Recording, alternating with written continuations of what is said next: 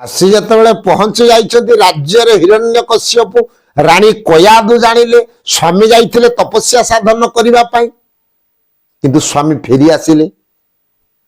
आश्चर्य हले अरे तपस्या साधन करिबा पई जो प्रकार बाहरी जाइथिले मते कथा देइसिले से जाउछन्ति तपस्या को मो स्वामी फेरिले काई की कयादु विचार करूछन्ति कोन आ अघटन घटिला कि स्वामी को पाखरु निश्चित कथाटा बुझिबे।